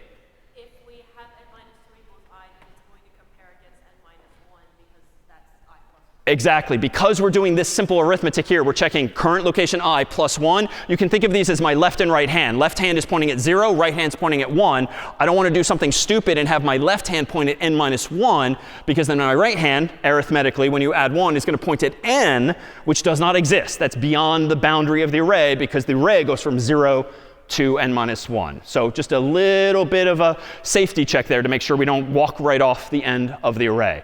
But we do this n times because recall that precious ended up being where 7 needed to be at the very end of the list, but that didn't mean there weren't seven more problems still to solve, 0 through 6. So I did it again, and I did it again. And per its name, bubble sort, the biggest element bubbled up first, then the next biggest, then the next biggest, then the next biggest, that is 7, then 6, then 5, then 4. And we got lucky on some of them, but eventually we finished with 0. So how do we analyze this thing? Well, we could also technically do this n minus 1 times as an aside if you're thinking through that I'm wasting some time, because we get one for free. Once we get to solving 7 problems, you get the 8th one for free, because that person is obviously where they need to go. So when we had these numbers initially, and we were comparing them with bubble sort, again, left hand, right hand, it's like treat this is I plus 1, and we just kept swapping pairwise numbers if, in fact, they were out of order. So all this is saying is what our humans were doing for us organically. So how do we actually analyze the running time of this? Last time I just kind of spitballed that it was n minus 1 steps plus n minus 2 steps. Well, you can actually look at pseudocode sometimes, and if it's neatly written, you can actually infer from the pseudocode how many steps each line is going to take. For instance, how many steps does this first line take? I mean, like literally n minus 1. The answer is right there, because it's saying to the computer, or to me acting it out, repeat the following n minus 1 times. All right, so that's helpful. How many steps does this inner loop induce? Well, you're going from I to n minus 2, so that's actually n minus 1 total steps, not n. And then this question here, if numbers bracket I and numbers I are out of order, it's a single question. It's like our Boolean expression. We'll call it 1. I mean, maybe you need to do a bit of more work than that, but it's a constant number of steps. Doesn't matter how big the list is. Comparing two numbers is always going to take the same amount of time. And then swapping them, oh, I don't know, it's going to take like 1 or 2 or 3 steps, but constant. Doesn't matter which the numbers are, takes the same amount of work. So let's stipulate, let me rewind, stipulate that the real things that matter are the loops. These constant number of steps, who really cares? But the loops are what are going to add up as n gets large. So this really then is, if this is the outer loop and this is the inner loop, think about our two-dimensional Mario square from week 1. We did something on the outside and then something on the inside to get our rows and columns. This is equivalent to n minus 1 times n minus 1. If we do our little FOIL method, n squared minus n plus 1, combined like terms, n squared minus 2n plus 1. Who cares? This is ultimately going to be on the order of big O of n squared. Only because, again, if you ask yourself, when I plug in a really big value for n, which of these is really going to contribute most to the answer? It's obviously going to be n squared again, and we can ignore the lower order terms. So this doesn't seem to have made any progress. Like selection sort was on the order of big O of n, was on the order of n squared. Bubble sort, based on this analysis, is also on the order of n squared. Maybe we're getting lucky in the lower bound. So on the upper bound for bubble sort, it's indeed n squared, as was selection sort. But with this pseudocode for bubble sort, unfortunately, unfortunately, we were not doing anything clever to catch that perverse case where maybe the list was already sorted. After all, consider if the list was sorted from 0 to 7. I was still asking all the same darn questions. Even if I did no work, I was going to repeat that n minus 1 times, back and forth, making no swaps, but making all of those comparisons. But here's an enhancement to bubble sort that we can add that selection sort didn't really have room for. I can say after one pass of this inner loop, walking from left to right, if I made no swaps, quit. So put another way, if I traverse the list from left to right, I make no swaps, I might as well just terminate the algorithm then, because there's no more work clearly to be done. All right, so based on that modification, the lower bound of bubble sort's running time would be said to be an omega then of n, because I'm minimally going to need to make one pass through the list. You can't possibly claim that the list is sorted unless you actually check it once. And if there's n elements, you're going to have to look at all n of them to make sure that it's in order. But after that, if you've done no work and made no swaps, no reason to traverse the list again and again and again. So bubble sort can be said to be an omega of n, because indeed we can just terminate after that single pass if we've done no work. We can't say anything about theta because they're not one and the same, big O and omega, but that does seem to have given us some savings. Unfortunately, it really only saves us time when the list is already or mostly sorted, but in the average case and in the worst case, odds are they're both going to perform just as bad on the order of n squared. In fact, let's take a look at a visualization that'll make this a little clearer than our own humans and voicers might have explained. Here is a bunch of vertical purple bars made by a friend of ours in the real world. And this is an animation that has a bunch of buttons that lets us execute certain algorithms. A small bar represents a small number. A big bar represents a big number. And the goal is to get them from small numbers or small bars to big numbers or big bars left to right. So I'm going to go ahead and click on selection sort initially. And what you'll see from left to right is, in pink, the current smallest element that's been discovered, but also in pink, the equivalent of my walking across the stage left to right again and again and again, trying to find the next smallest element. And you'll see clearly, just like when we put Jaden at the far left, the smallest element ended up over here. But it might take some time for Precious, for instance, or number 7 to end up all the way over on the right, because with each pass, we're really just fixing one problem at a time. And there's n problems total, which is giving us on the order of those n squared steps. And now the list is getting shorter, so we're at least doing some work. You don't have to keep touching the elements you already sorted, which just like I was. So now selection sort is complete. Let's visualize instead bubble sort. So let me re-randomize the array, just so we're starting with a random order. Now let's click on bubble sort, and you'll see the pink bars work a little differently. It connotes which two numbers are being compared at that moment in time, just like my left hand and right hand, going left to right.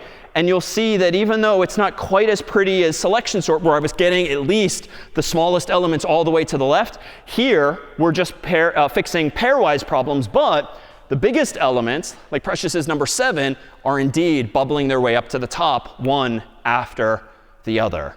But as you can see, and this is where n squared is sort of visualizable, we're touching these elements or looking at them so many times again and again. We are making so many darn comparisons. This is taking frustratingly long. And this is only, what, a few dozen bars or numbers? You can imagine how long this might take with hundreds, thousands, or millions of values. I dare say we're going to have to do better than bubble sort and selection sort, because we're not done even yet. Just trying to give the satisfaction of getting to the end, and now we are. But neither of those algorithms seems incredibly performant because it's still taking us quite a bit of time to actually get to that there solution. So how can we actually do better than that? Well, we can try taking a fundamentally different approach. And this is one technique that you might have encountered in math or even in the real world, even if you haven't sort of applied this name to it. Recursion is a technique in mathematics and in programming that allows you to take sort of a fundamentally different approach to a problem. And in short, a recursive function is one that's defined in terms of itself. So if you had like f of x equals f of something on the right-hand side of a mathematical expression, that would be recursive in that the function is dependent on itself. More practically, in the world of programming, a recursive function is a function that calls itself. So if you are writing some function in C, and in that function, you call yourself. You actually have a line of code that says call that same function by the same name. That function is recursive. Now, this might feel a little weird because if a function is calling itself, it feels like this is the easiest way to get into an infinite loop. Because why would it ever stop if the function is calling itself, calling itself, calling itself, calling itself? We're going to have to actually address that kind of problem. But in the real world, we've actually, or rather in this class already, we've actually seen implicitly an example of this, including today, as well as in week 0. So here's that algorithm for searching the doors of the lockers. And recall that after we did this check at the very top, if there are any doors left, return false. If not, we did these conditions. We said if the number is behind the middle door, return true because we found it. But things got interesting here where I said else if the number is less than the middle door, then search the left half. Else if the number is greater than the middle door, then search the right half. Well, at that point in time, you should be asking me or yourself, well, how do I search the left half? How do I search the right half? Well, here you go. Like on the screen right now is a search algorithm. And even though it says down here, search the left half or search the right half, which is like, well, how do I do that? We'll just use the same algorithm again. And this is how, in terms of my voiceover, you end up searching the left half of the left half, or the right half of the left half, or any such combination. This line here, search left half, this line here, search right half, is representative of a recursive call. This is an algorithm or a function that calls itself. But why does it not induce an infinite loop? Like, why is it important that this line and this line are written exactly as they are, so as to avoid this thing just forever searching aimlessly? Yeah?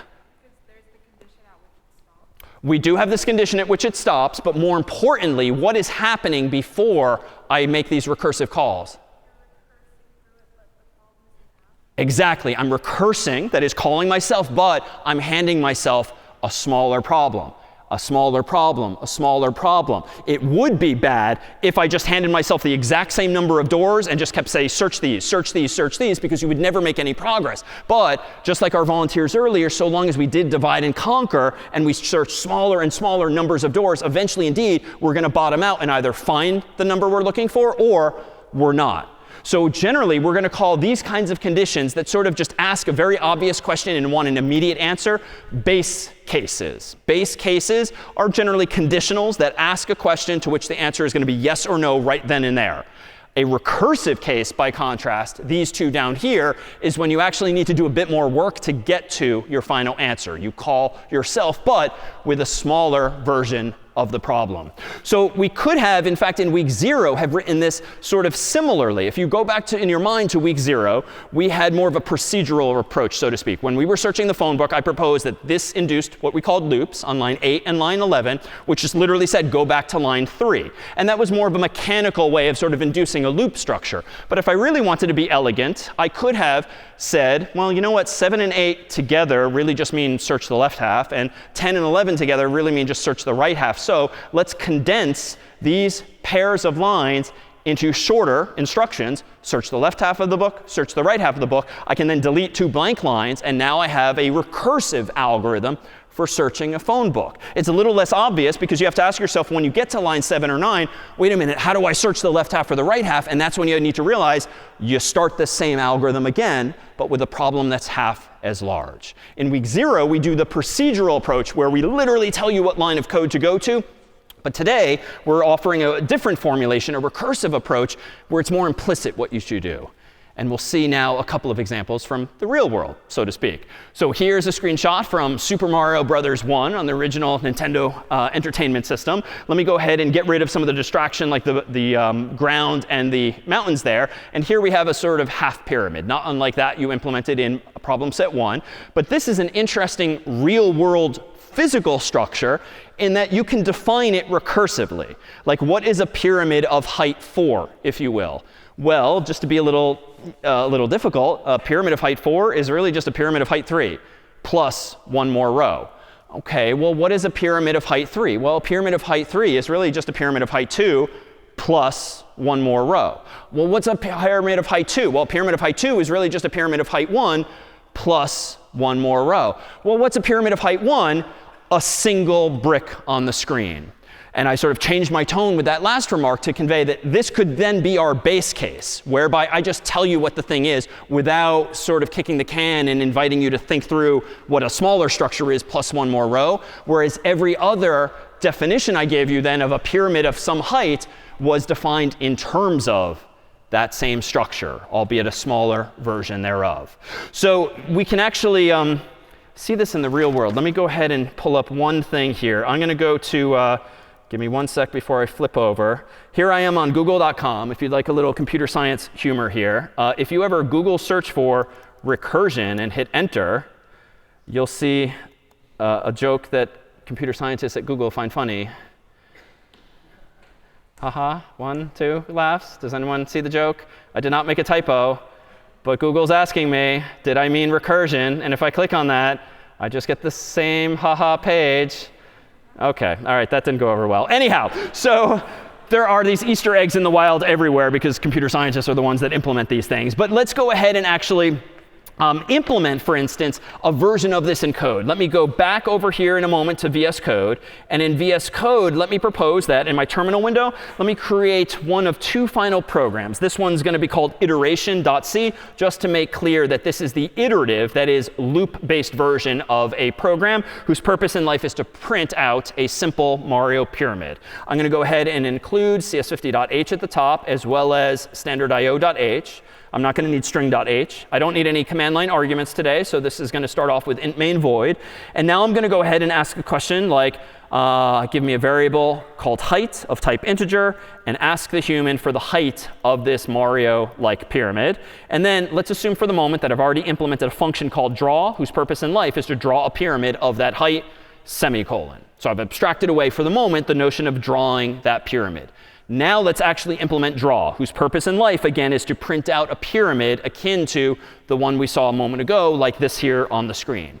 Well, in order to print out a pyramid of a given height, I think I need to say void draw int n, for instance, because I'm not going to bother returning a value. I just want this thing to print something on the screen. So void is the return type. But I do want to take as input an integer, like the height of the thing I want to print. I can call this argument or parameter anything I want. I'll call it n for number. So how can I print out a pyramid that, again, looks like this? Well, I'll do this quicker than you might have in problem set 1. But seems obvious that, like, on the first row, I want 1 brick. On the second row, I want 2. On the third, I want 3. On the fourth, I want 4. So it's actually a little easier than problem set 1 in that it's sloped in a different direction. So let me go ahead and do exactly this in code. Let me say for int I equals 0, I less than n, the height, I plus plus. So this is going to be really for each row of the pyramid. Let me go ahead now, and in an inner loop for int j equals 0, let's do j less than I plus 1, for reasons we'll see in a moment, and then j plus plus. And then inside of this loop, let's just print out a single hash, no new line.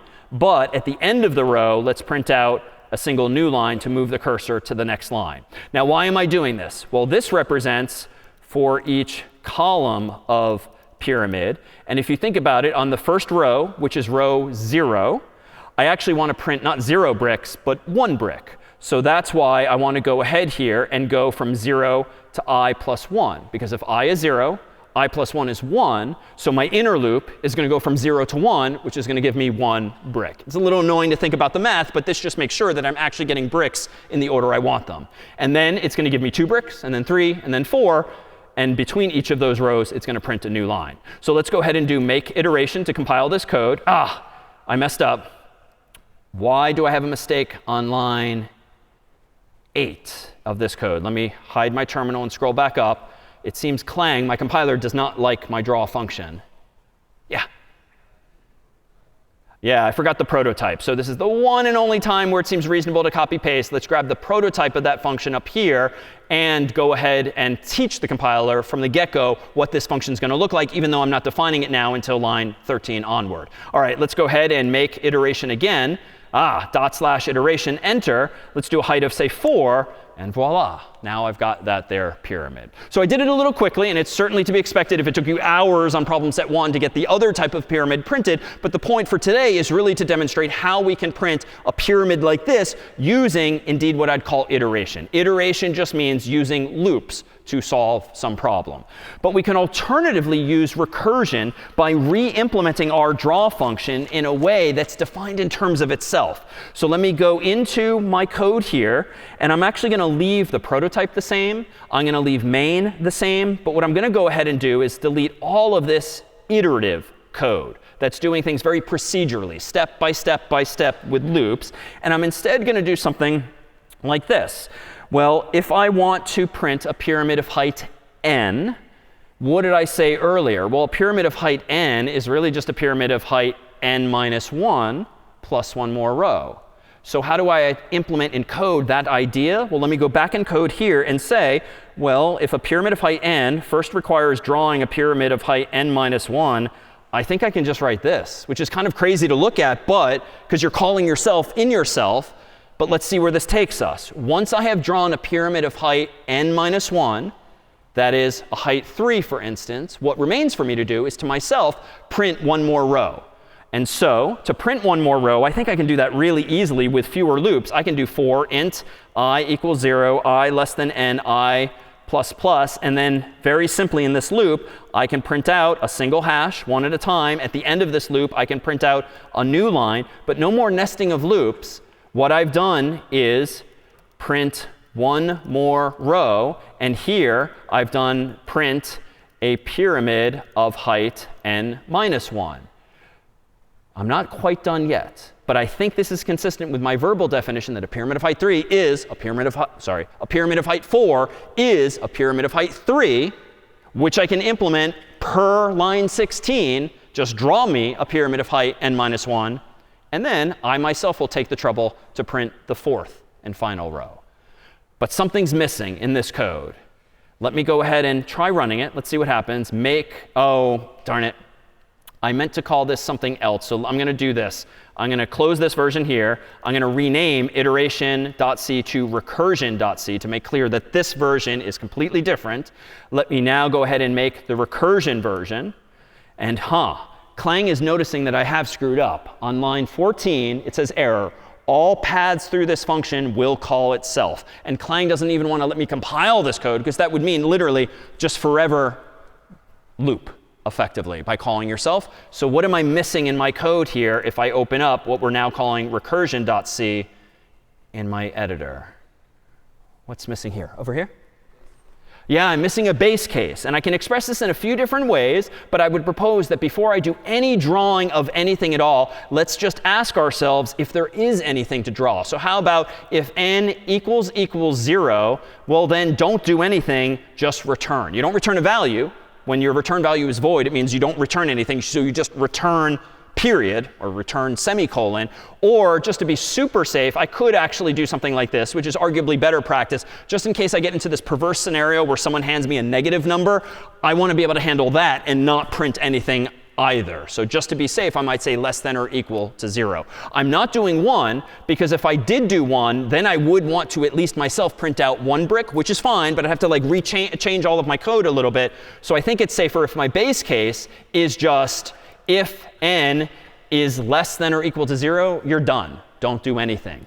And this then ensures that even though thereafter I keep calling draw again and again and again, and the problem's getting smaller and smaller from 4 to 3 to 2 to 1, as soon as I hit 0, the function will finally return. So let's go ahead and open up my terminal, rerun make recursion to make this version. Did compile this time, /recursion, enter. Let's type in 4, cross my fingers, and this too prints the exact same thing. And even though it doesn't look like fewer lines of code, I would offer that there's an elegance to what I've just done. Whereas with the iterative version with all the loops, it was very clunky, like step by step, just print this and print that and have a nested loop inside of another. But with this, especially if we distill it into its essence, by getting rid of my comments like this, and frankly, I can get rid of the unnecessary curly braces, only because for single lines in conditionals, you don't need them. Like this is arguably like a very beautiful implementation of drawing Mario's pyramid, even though it's calling itself, and arguably because it is calling itself. Questions then on this idea of recursion or this implementation of Mario? Yeah?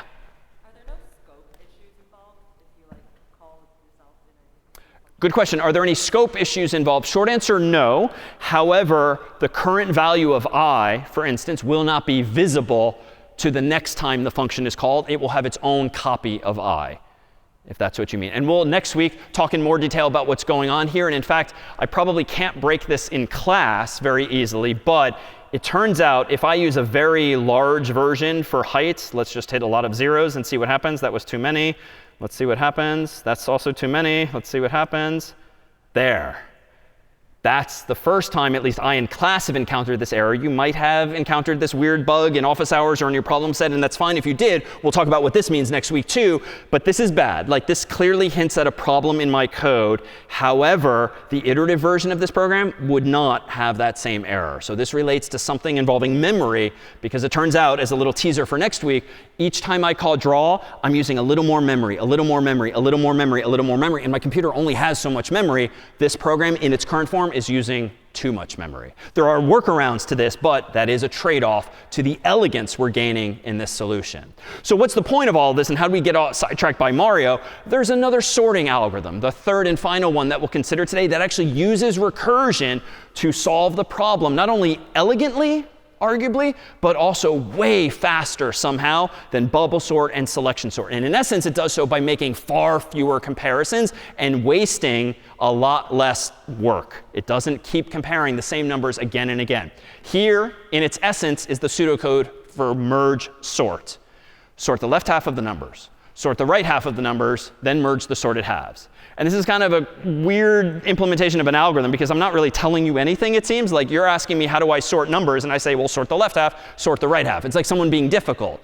And yet, implicit in this third line is apparently some magic. This notion of merging halves that are somehow already sorted is actually going to yield a successful result. As an aside, we're actually going to need one base case here too. So if you're only given one number, you might as well quit right away, because there's nothing to do. So we'll toss that in there as well. And base cases are often for 0 or 1 or some small sized problem. In this case, it's a little easier to express it as 1, because if you have one element, it's indeed already sorted.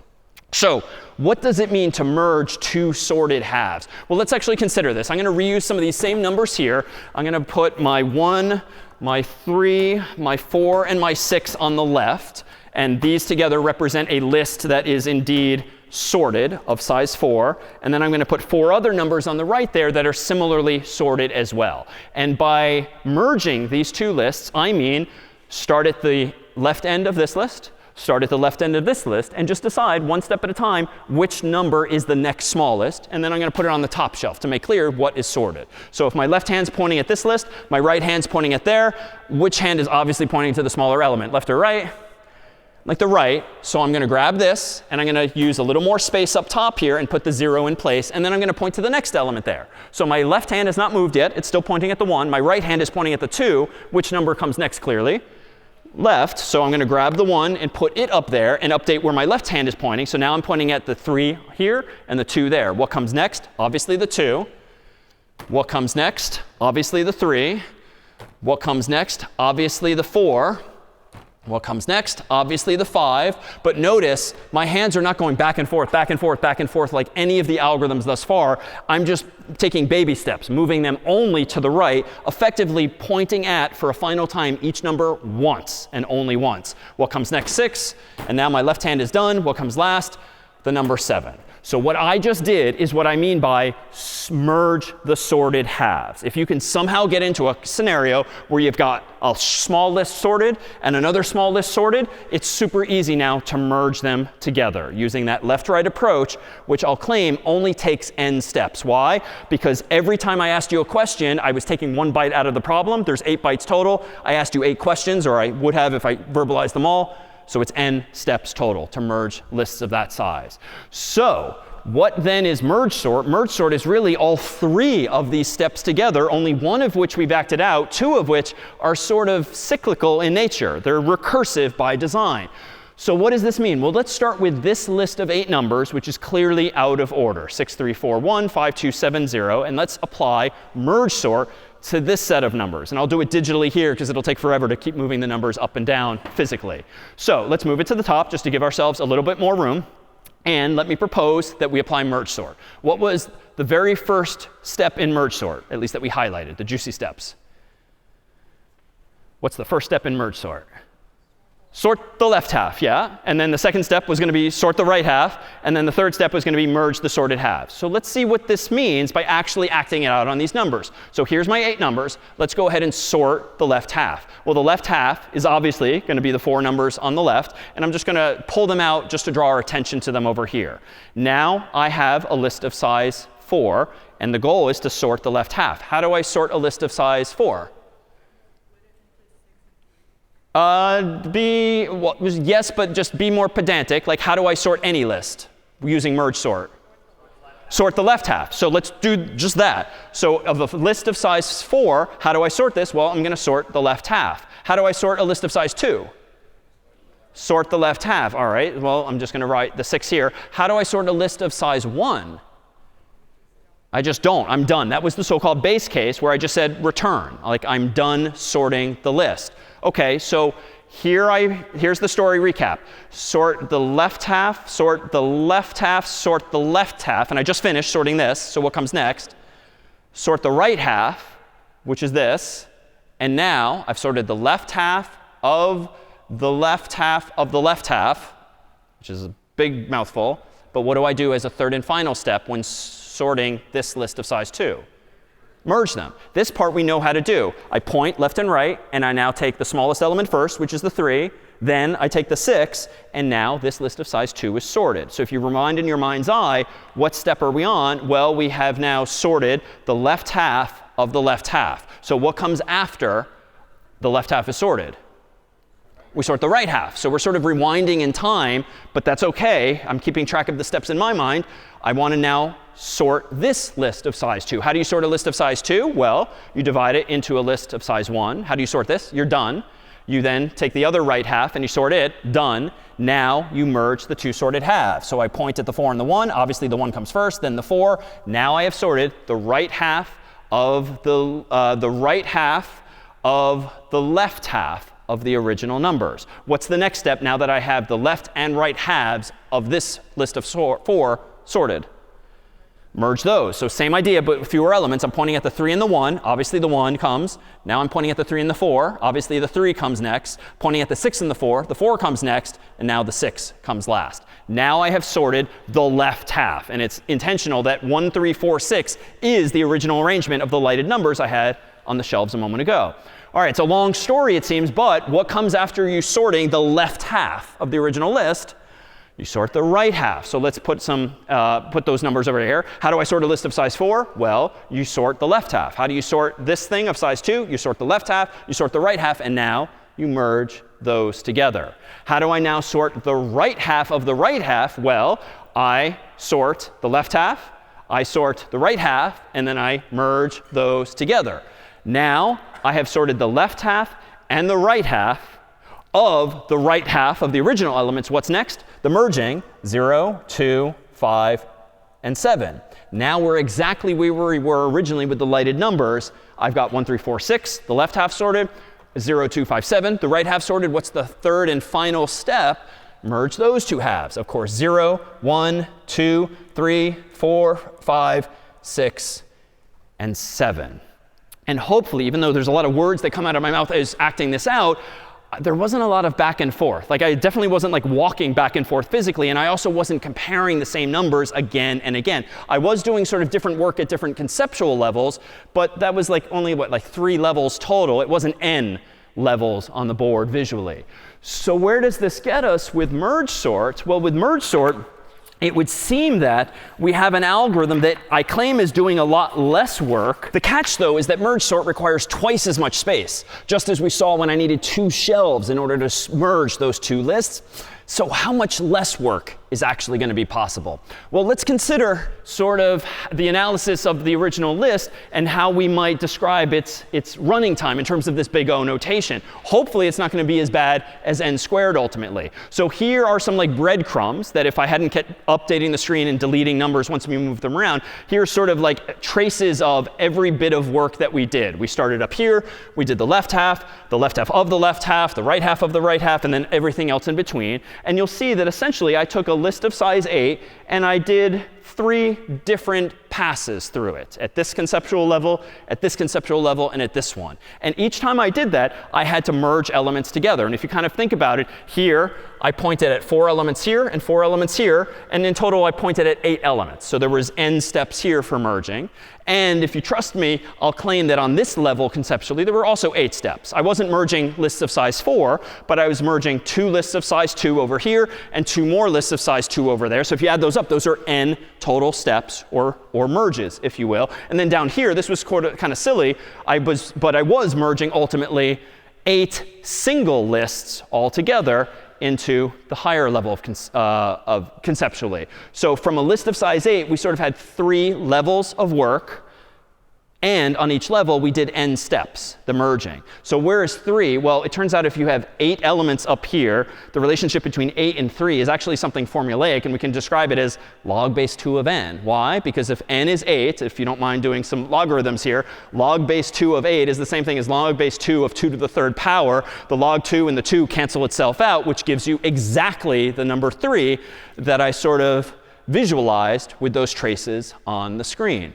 Which is to say, irrespective of the specific value of n, the big O running time of merge sort is apparently not n squared, but it's log n times n, or more conventionally, n times log n, because you're doing n things log n times. Technically base 2, but we don't care about that generally for big O notation. And indeed, in big O notation, we would say that merge sort is on the order of n log n. That's its big O running time, sort of at the upper bound. What about the lower order bound? Well, there's no clever optimization in our current implementation as there was for bubble sort. And so it turns out the lower bound would be an omega of n log n, and in theta, therefore, of n log n as well, because big O and omega are, in fact, in this case, one and the same. And if we actually go back to our visualization from earlier, give me just a moment to pull that up here.